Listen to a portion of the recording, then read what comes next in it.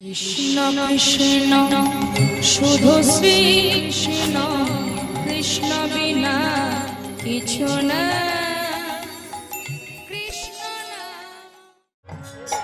কি আমার সামর্থ্য আছে মা যে আমার মুখ দিয়ে হরি নাম বেরোবে? তবে হ্যাঁ,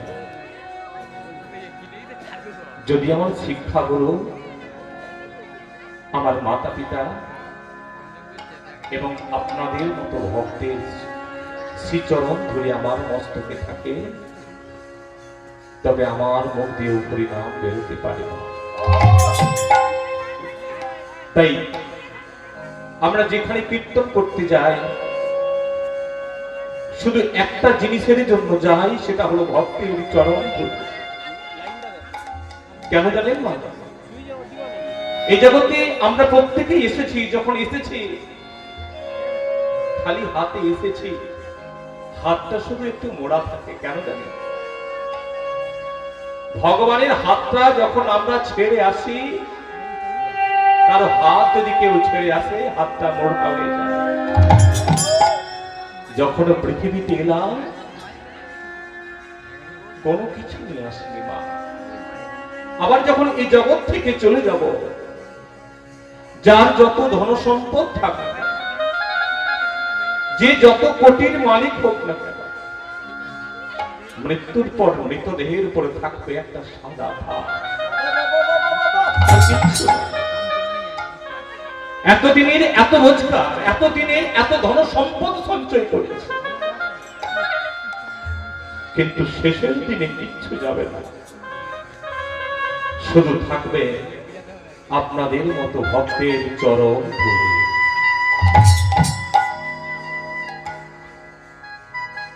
আর প্রণাম জানাই ভগবান শ্রী শ্রী শ্রী চৈতন্য মহাপ্রভু নিত্যানন্দের শ্রীচরণ কমলে, ভগবান কৃষ্ণ এবং রাধার শ্রীচরণ। আর সবশেষে প্রণাম জানাই আমার শিক্ষাগুরু স্বর্গীয় শ্রী সাগর চন্দ্র ঘোষ এবং মহেশ্বর হাজারীর শ্রীচরণ কমলে। আজকে আসলে কীর্তন করতে যে আমার একটা কথা মনে পড়ছে, আমার মুখ দিয়ে যেটুকু হরিনাম বেরিয়েছে মা, সেটুকুই একটা জনের জন্য। সে হলো আমার শিক্ষা গুরু শ্রী সাগর চন্দ্র ঘোষ। আমার খুব মনে পড়ে, আমি তখন খুব ছোট, কীর্তনে যাই, কীর্তন করি, পাশে বসে করতাল বাজাতাম। একদিন আমার শিক্ষাগুরু স্বর্গীয় শ্রী সাগর চন্দ্র ঘোষ, তিনি আজ পৃথিবীতে নেই। গত বছর যখন আমি আসরে ছিলাম, তখন তার শরীর খারাপ হয়েছিল, কিন্তু খুবই আমি অভাগা যে তিনি আজ এখানে নেই। হয়তো তিনি শুনছেন আমার কথা। তো একদিন যখন করতাল বাজাচ্ছিলাম, উনি হঠাৎ করে আমাকে তুলে দেয়, এই ওঠ, তুই একটু কথা বলে হরিনাম কর। আমি বলেছিলাম আমি পারবো না। ভাই, কে বলেছে পারবে না? তুই চেষ্টা তো কর। মাগো, সেদিন আমি বেশিক্ষণ করতে পারিনি, 10 থেকে 15 মিনিট করেছিলাম, তারপরে আবার বসে গিয়েছিলাম। কিন্তু আমার এটুকু মনে হয়, সেদিন আমাকে দুটো পায়ে দাঁড় করাতে পেরেছিল বলেই আজ আমি এই স্টেজে আপনাদের সামনে দাঁড়িয়ে আছি মা। তার কাছ থেকে যদি সাহসটা না পেতাম, তাহলে হয়তো আর এইভাবে হরিনাম করতে পারতাম না। তাই তার শ্রীচরণ কমলে আমাদের সম্প্রদায়ের তরফ থেকে আমি শতকোটি প্রণাম জানাই।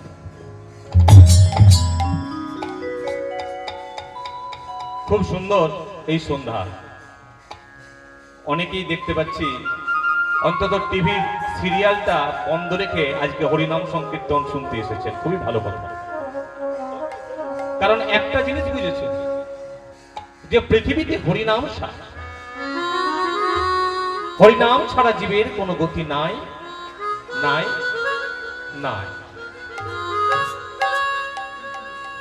হরিনাম কৃষ্ণ নাম বড়ই মধুর। যে বা কৃষ্ণ ভজে সে হয় বড় চতুর। চতুর মানে চালাক। আমরা এই জগতে চালাক কাকে বলি গো? যে অন্যের সম্পত্তিকে নিজে চুরি করে নিজের নামে লিখে দেয়, তাকে আমরা বলি চালাক। যে অন্যের লেখাকে নিজের করে নেয়, তাকে বলি চালাক। যে অন্যকে ঠকিয়ে নিজে বড়লোক হয়ে যায়, আমরা তাকে বলি চালাক। কিন্তু শাস্ত্র বলছে না, সে চালাক নয়। চালাককে যে বা কৃষ্ণ ভজে সে হয় বড় চতুর। ভগবানকে যে কথাটা আমরা দিয়ে এসেছিলাম, হে গোবিন্দ, আমি তো তোমার সাজানো পৃথিবী নামক বাগানটাতে যাচ্ছি, আমি সদাই তোমার নাম করব। এই কথাটা যে অক্ষরে অক্ষরে পালন করতে পারে, শাস্ত্র বলছে সেই চালাক। তোমার এটুকু আমি অবশ্যই স্বীকার করি যে আপনাদের মধ্যে সেই ভক্তিটুকু আছে, যার জন্য আপনারা এখানে আসতে পেরেছেন। তাহলে ভক্তিটা হলো আসল মা, যে ভক্তিটা অনেকের মধ্যে থাকে না। একজন রাজা তার 3টে মহিষী, মহিষী মানে পত্নী, রানী। বড় রানী তাকে প্রথমে ভালো লাগতো, তারপরে কিছুদিন পর তাকে আর ভালো লাগে না, তারপরে মেজ রানী, আর তারপরে খুব সুন্দরী দেখে রাজা বাড়িতে একটি ছোট রানী এনেছে। রাজার বয়স হয়েছে মা, যখন খুব বেশি বয়স, আর বেশিক্ষণ আয়ু নেই, হয়তো আর 15 থেকে 20 মিনিট বাকি আছে। ডাক্তার বলে দিয়েছে, রাজামশাই, এই পৃথিবীতে আপনি আর বেশিক্ষণ থাকতে পারবেন না, বড় জোর 15 থেকে 20 মিনিট। রাজাকে একজন ব্রাহ্মণ এসে বলছে, মহারাজ, আপনি তো এমন করে প্রজা শোষণ করলেন, এত সব প্রজা পালন করলেন, এত 3 জন রানীকে এরকম ভাবে রেখেছেন, এখন আপনি ভেবে দেখেছেন আপনার সঙ্গে কে যাবে? রাজা বলছে, কেন? আমার সঙ্গে আমার ছোট রানী যাবে।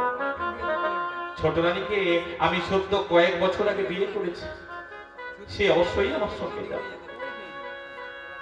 ব্রাহ্মণ ঠাকুর বলছে, রাজামশাই, আপনি এক কাজ করুন, ওই ছোট রানীকে ডেকে আপনি জিজ্ঞেস করুন তো, ওই ছোট রানী আপনার সঙ্গে যায় কিনা। ছোট রানী, ছোট রানী, পরজনে ছোট রানী এসছে, বলুন মহারাজ, রানী, আমি তোমার দুঃখে দুঃখ পেয়েছি, তোমার সুখে হেসেছি, তোমার দুঃখে কেঁদেছি, তোমাকে সব রকম ভাবে আমি সাহায্য করেছি, তোমার মুখে আমি অন্ন তুলে দিয়েছি, তোমাকে বস্ত্র দিয়েছি। এখন রানী, আমার তো আর বেশিক্ষণ সময় নেই, তো যদি আমি শ্মশানে যাই, তুমি আমার সঙ্গে যাবে তো? ছোট রানী বলছে, না, আমি যাব না, আমি তোমার সঙ্গে ওই চৌকাঠ পর্যন্ত যাব। রানী, তুমি আমার সঙ্গে যাবে না? না। মেজ রানীকে দেখেছে, মেজ রানী, এটুকু ঠিক, ছোট রানীকে আমি যতটা ভালোবেসেছি, তোমাকে অতটা ভালোবাসতে পারি, তবে তুমি আমার সঙ্গে যাবে তো? শ্মশানে যাবে তো? ছোট রানী, মেজ রানী, না, আমি যাব না। আমি তোমার সঙ্গে যেতে পারি ওই শ্মশান পর্যন্ত। কেন? তুমি আমার সঙ্গে পরপারে যাবে না? না, যাব না। বড় রানীকে ডেকেছে, বড় রানী, বড় রানী অবগুণ্ঠিত হয়ে এসে বড় জোরে বলেছে, বলুন রানী, তোমাকে আমি অবহেলা করেছি, আমি জানি, তোমাকে আমি বেশি দিন ভালোবাসি। তুমি যখন আমাকে অন্ন চেয়েছো, আমি তোমার মুখে অন্ন তুলে দিতে পারিনি, তোমাকে সেবা যত্ন আমি করতে পারিনি। কিন্তু জানো তো রানী, আমার সঙ্গে মানে ছোট রানী যাকে এত ভালোবেসেছি সে সঙ্গে যাবে না, মেজ রানী আমার সঙ্গে যাবে না। তুমি আমার সঙ্গে যাবে তো? না, আমি তোমার সঙ্গে মোটেই যাব না। তবে শুনে রাখো, তুমি যদি প্রথম থেকে আমায় ভালোবাসতে, আমি যেমন এপারে তোমার সঙ্গে আছি, পরপারেও আমি তোমার সঙ্গে যেতাম। মাগো, এটা নিছক একটা গল্প নয়। এই যে বড় রানী, মেজ রানী, ছোট রানী কে? ছোট রানীটা হলো কি জানেন মা? ছোট রানীটা হলো মায়া। মায়ার দৌড় কত দূর? ওই চৌকাঠ পর্যন্ত।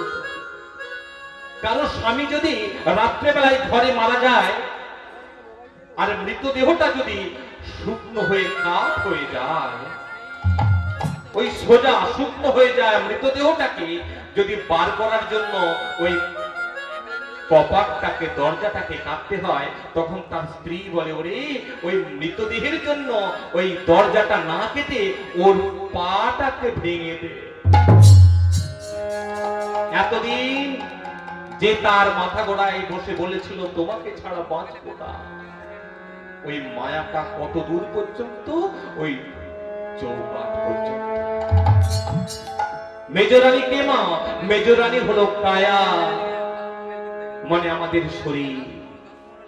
আমাদের এত সুন্দর শরীরটা কতদিন পর্যন্ত থাকবে? ওই যতদিন পর্যন্ত আমরা চিতাতে না উঠি।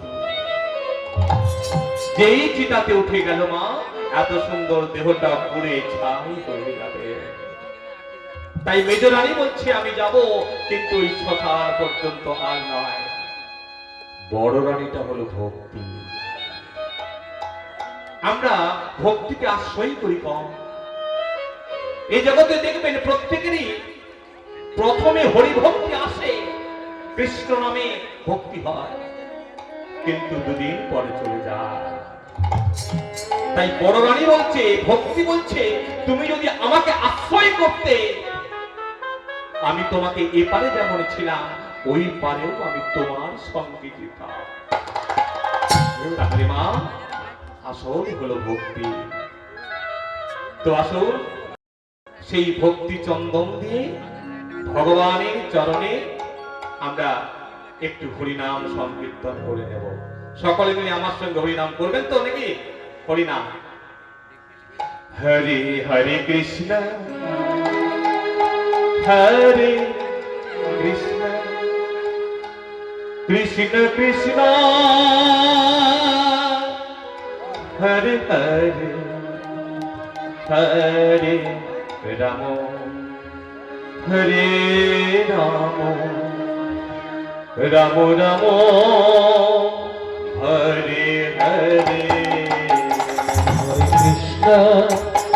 হরে কৃষ্ণ, কৃষ্ণ কৃষ্ণ হরে হরে, হরে রাম, হরে রাম, রাম রাম, হরে হরে।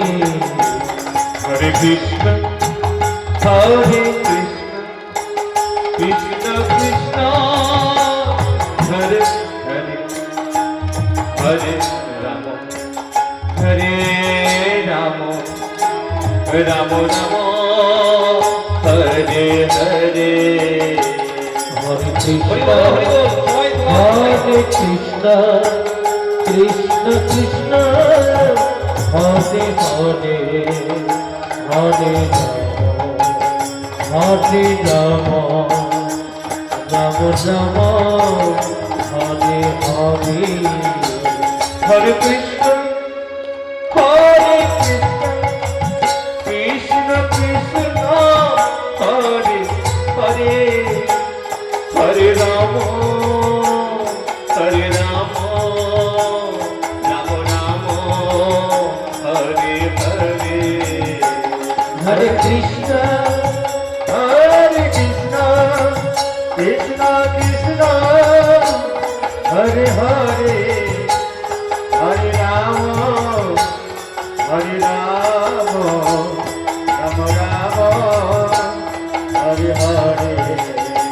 মা একবার সকলে মিলে, হরে কৃষ্ণ হরে কৃষ্ণ কৃষ্ণ কৃষ্ণ হরে হরে হরে রাম হরে রাম রাম রাম হরে হরে কৃষ্ণ হরে কৃষ্ণ কৃষ্ণ কৃষ্ণ হরে হরে হরে হরে রাম রাম রাম হরে হরে হরে কৃষ্ণ কৃষ্ণ কৃষ্ণ হরে হরে হরে রাম রাম রাম হরে হরে হরে কৃষ্ণ কৃষ্ণ কৃষ্ণ হরে হরে হরে রাম রাম রাম হরে হরে হরে কৃষ্ণ কৃষ্ণ কৃষ্ণ হরে হরে হরে রাম রাম রাম হরে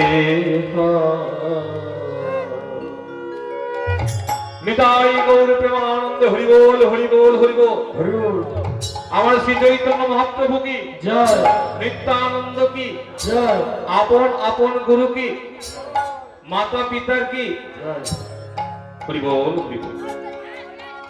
মাগো আপনাদের চরণে আরেকবার প্রণাম জানিয়ে আজকে যে লীলা কথাটা আমরা আস্বাদন করবো মা, সেটা হলো জয় জয় অত্রদ্বীপে গোপীনাথ।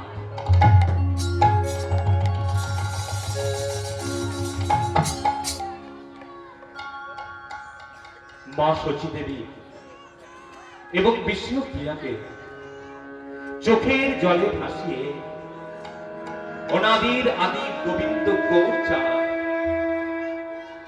আমার সন্ন্যাস গ্রহণ করে শ্রী চৈতন্য মহাপ্রভু নাম নিয়েছেন।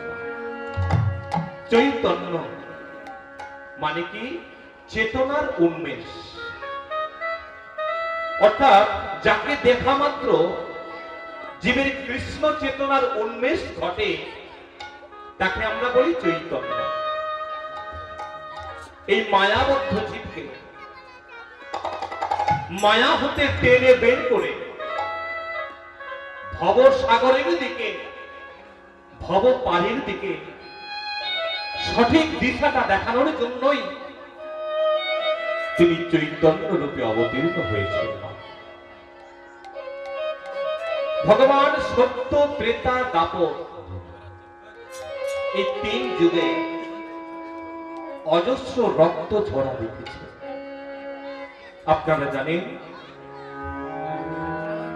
রাম রাবণের যুদ্ধ, কুরুক্ষেত্রের যুদ্ধ, বিভিন্ন অসুরের সঙ্গে যুদ্ধ। এই যুদ্ধ করে ভগবান যে রক্ত দেখেছেন সেই রক্ত থেকে তিনি বিমোহিত হয়ে গেছেন। তিনি তাই বলেছেন আমি কলিযুগে অবতীর্ণ হব, কিন্তু আর রক্তপাত নয়,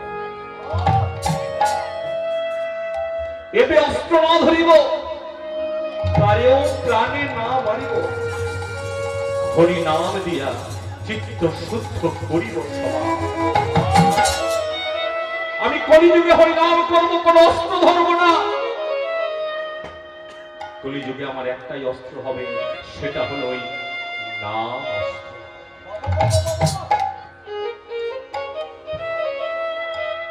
তোমার কি হয়েছে জানে,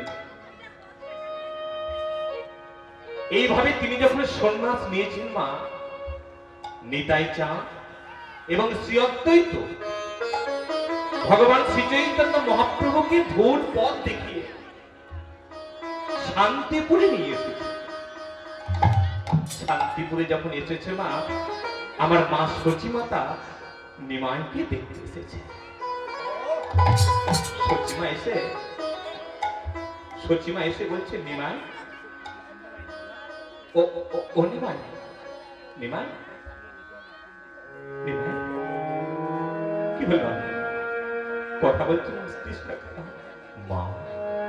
নিমাই, ও নিমাই, আয় বাবা আয়, মা, নিমাই, ভয় পাস না বাবা, তুই ভয় পাস না। আমি তোকে সন্ন্যাস গ্রহণে বাধা দেব না। তুই যখন রাত্রেবেলায় আমার কাছে গিয়েছিলি, মা আমার বিদায় দাও, আমি সন্ন্যাস নেব। আমি কিন্তু আমার অজান্তে অস্ফুটি বলেছিলাম, ওরে ব্রজের কোকিল ব্রজে ফিরে যা।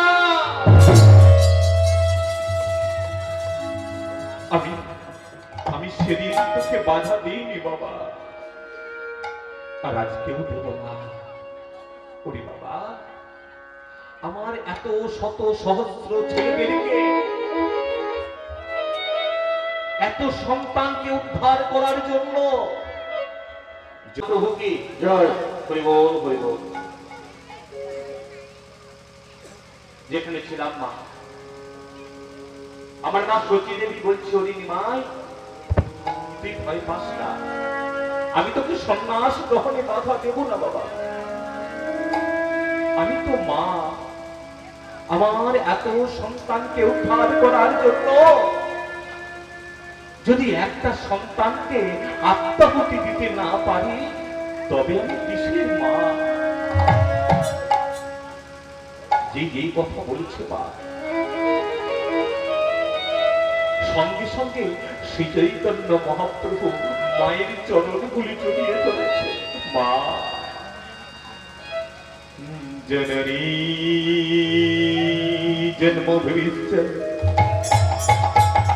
সর্বানতি হরিয়সি, জননী জন্ম ভবিষ্য স্বর্গাদপি গরিয়সি।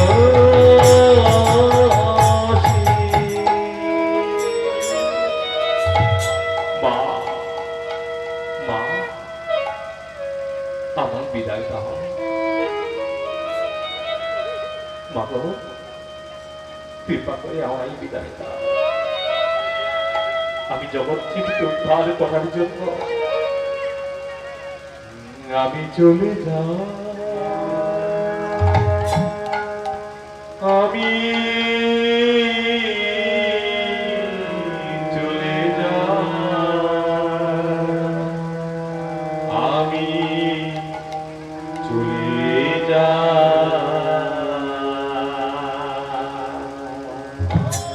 আমি চলে যাই। বিদায় মা, আমি চলে যাই। বিদায় দাও মা, আমি বিদায় দাও মা। চলে যাই।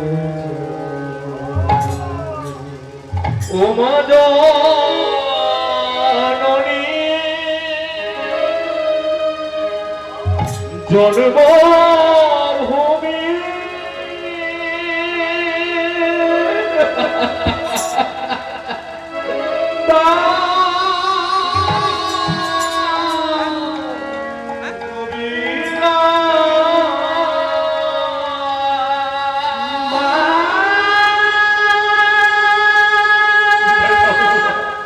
বিদায় দাও। নিমাই, ও নিমাই, মা বিদায় দাও। নিমাই, ও নিমাই, মা,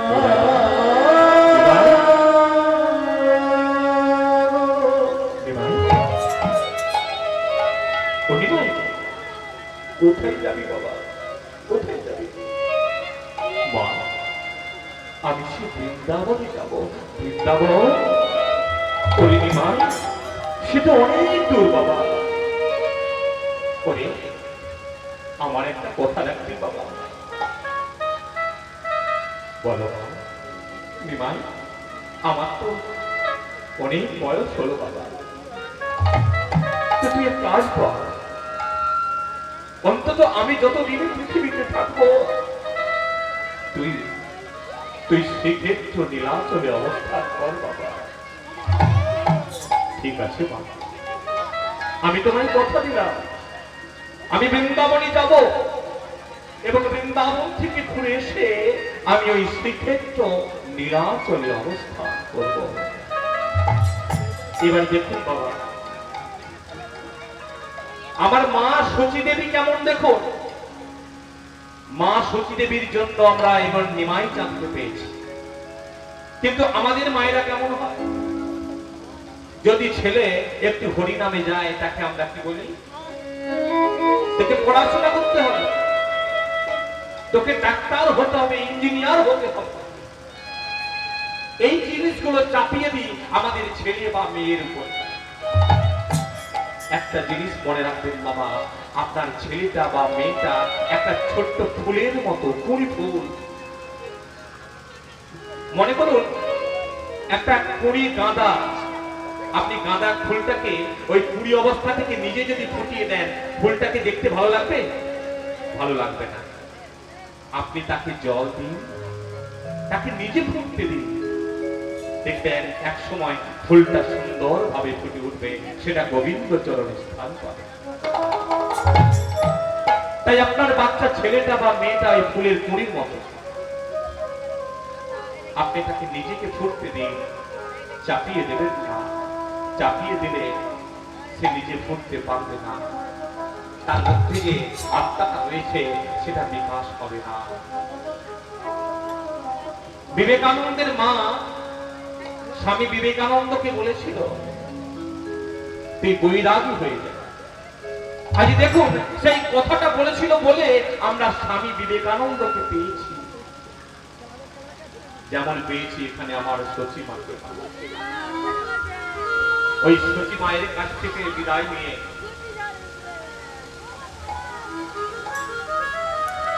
সচী মায়ের কাছ থেকে বিদায় নিয়ে নিমাই আমার চলেছে।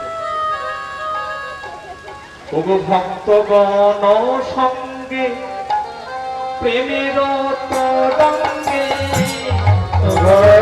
সঙ্গে প্রেমের তরঙ্গে, ভক্তগণ সঙ্গে প্রেমের তরঙ্গে, ভক্তগণ সঙ্গে প্রেমের তরঙ্গে, নাচি নাচি চলে যা।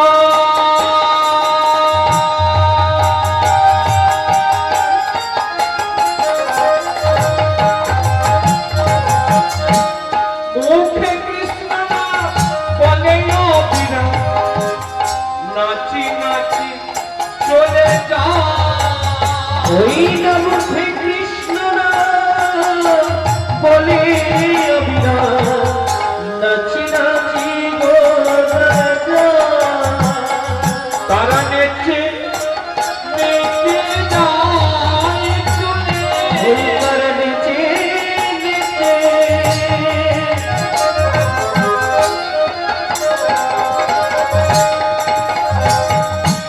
ও তারা যাই চলে, যাই চলে যায়, চলে যায়।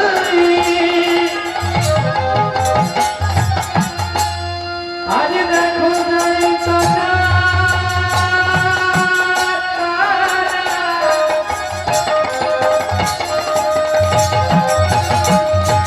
তারা চলে যায়।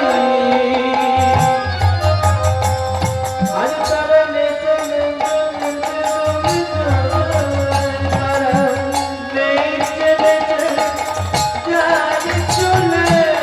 তারা মুখে হরি হরি বলে, তারা নেচে নেচে যায় চলে।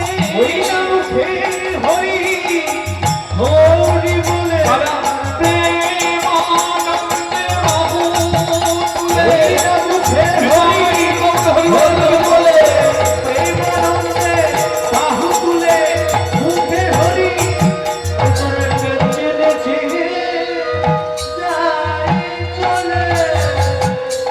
বাবু শ্রী চৈতন্য মহাপ্রভু তার ভক্তগণকে সঙ্গে নিয়ে ওই শ্রীক্ষেত্র পুরী ধামে ভগবান জগন্নাথের মন্দিরের দরজায় দাঁড়িয়ে দাঁড়িয়ে অপলক নয়নে ভগবান জগন্নাথকে দর্শন করছে। দেখবেন আমাদের হয় এই ধরুন সচিন তেন্ডুলকার যারা খেলোয়াড় আছে, বা অনেক অভিনেতা আছে যাদের মূর্তি বিভিন্ন জায়গায় রয়েছে, তো তারা রাস্তা দিকে যখন যায়, যেতে যেতে নিজের মূর্তির সামনে যখন দাঁড়ায়, কিঞ্চিত দাঁড়িয়ে দেখে নেয়, বা কত সুন্দর মূর্তিটা তৈরি করেছে। তো মন্দিরের ভিতরে যে বসে আছে মা, সে তো অচল জগন্নাথ। আর মন্দিরের দরজায় দাঁড়িয়ে যে দেখছে অনাদির আদি গোবিন্দ ভগবান গৌর হরি, সে কিনা সচল জগন্নাথ। তো এই সচল জগন্নাথ অচল জগন্নাথের দিকে তাকিয়ে তার চোখটা আটকে গেছে। অঝোর নয়নে ভগবান গোবিন্দ আমার কাঁদছে,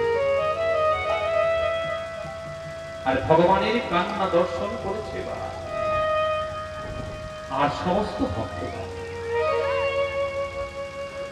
ভগবান হঠাৎ সম্বিত ফিরে পেয়ে নিজের চোখ দুটো মুছে বলছে, ভক্তগণ, তোমরা জগন্নাথ দর্শন করেছ? ভক্তগণ তখন করজোড়ে বলছে, করেছি প্রভু। তবে আজকে যে জগন্নাথ আমরা দর্শন করেছি, সে ওই মন্দিরের অচল জগন্নাথ নয়, সে হলো সচল জগন্নাথ। সে আমাদের সঙ্গে হরিনাম করতে পারে, আমাদের মাথায় আশীর্বাদের হাত রাখতে পারে, সে নাচতে পারে, গাইতে পারে, ভক্তের দুঃখে কাঁদতে পারে, ভক্তকে জড়িয়ে ধরে আলিঙ্গন করতে পারে। সে হলো এই সচল জগন্নাথ।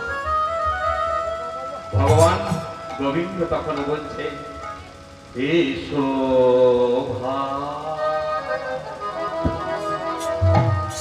নাম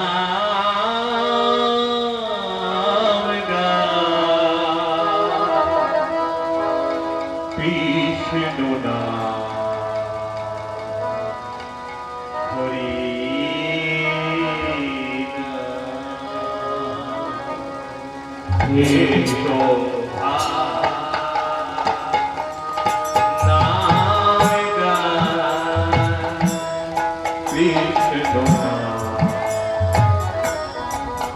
হরি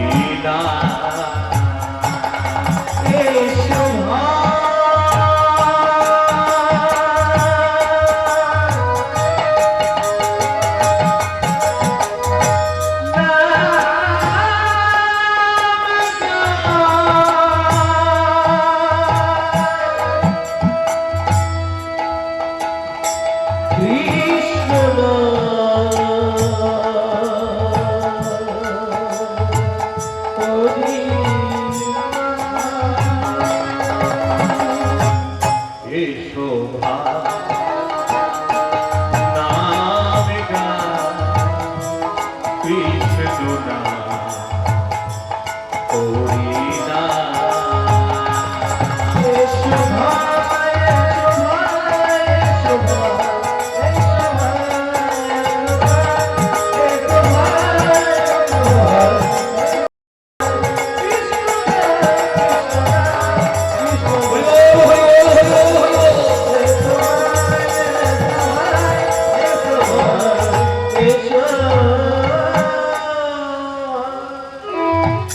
যখন সকলে মিলে এইভাবে হরিনাম করছে মা, আর ভগবান নয়ন জলে ভেসে যাচ্ছে,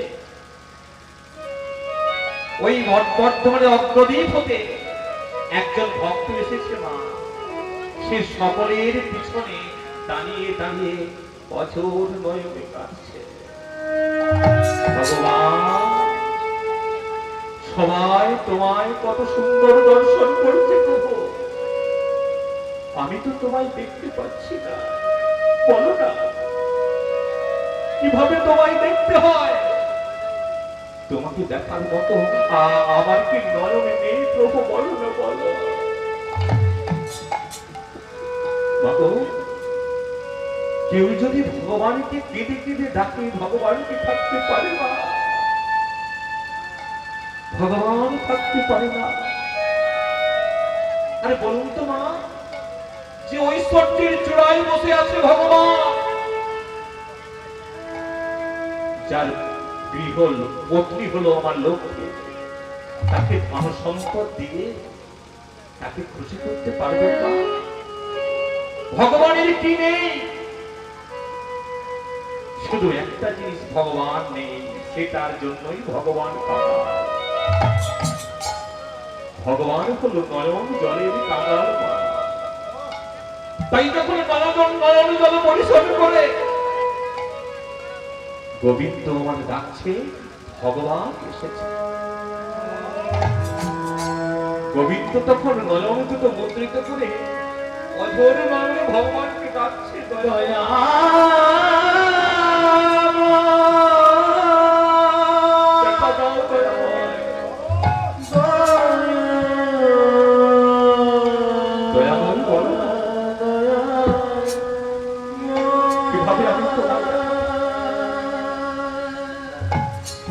এই যে কে তুমি? এই যে কে তুমি? একি গৌরহরি, তুমি তুমি এসেছো?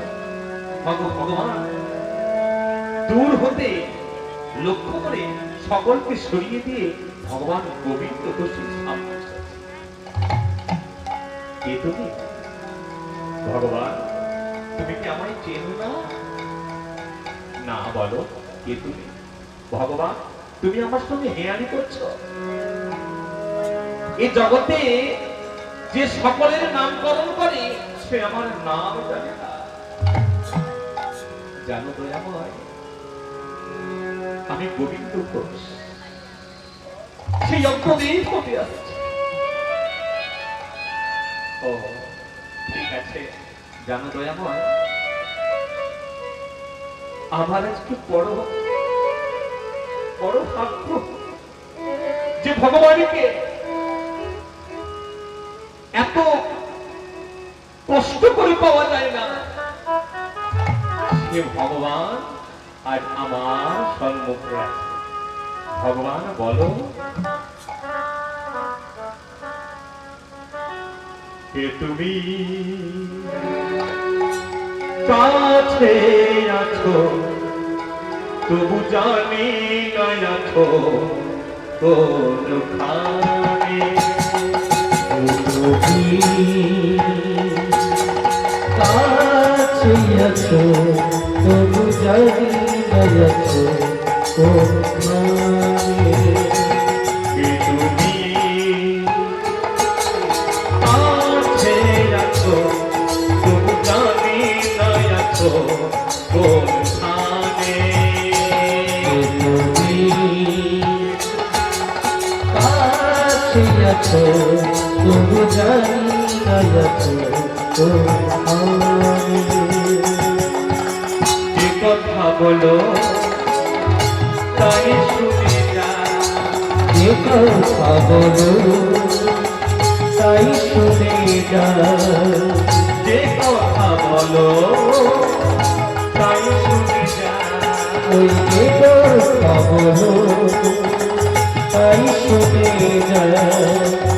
বুঝি না তুমি তার মানে, বুঝি না কি তার মানে। কাছে আছো তবু জানি না আছো কোনখানে।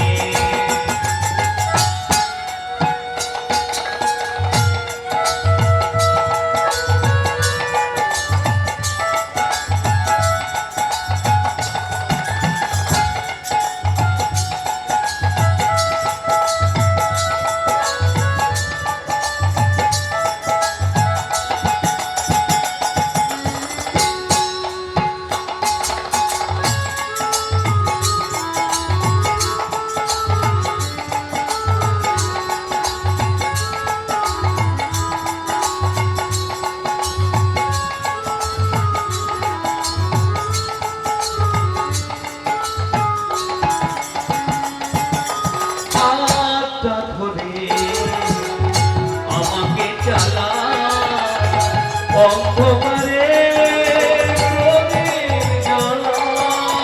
হাতটা ধরে আমাকে চালা অন্ধকারে প্রদীপ জ্বালা।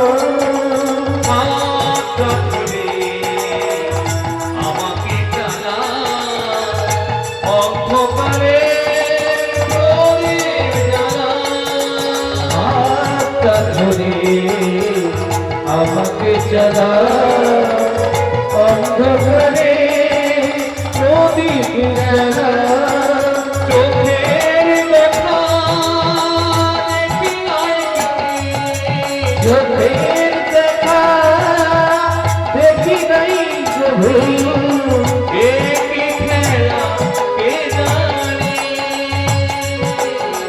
যে কথা বলো তাই শুনে যা যে কথা বলো তাই শুনে যা বুঝি না যে কি তার মানে তুমি হরি বল হরি বল কাছে আছো তবু জানি না আছো এই খানে তবু জানি না আছো কোন খানে তবু জানি না আছো কোন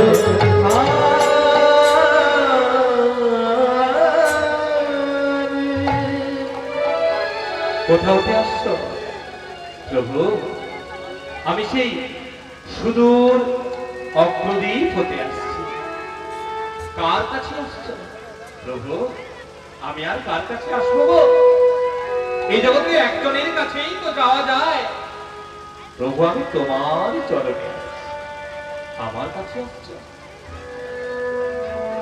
আমার কাছে আসছো কেন প্রভু? আমি তোমার সঙ্গী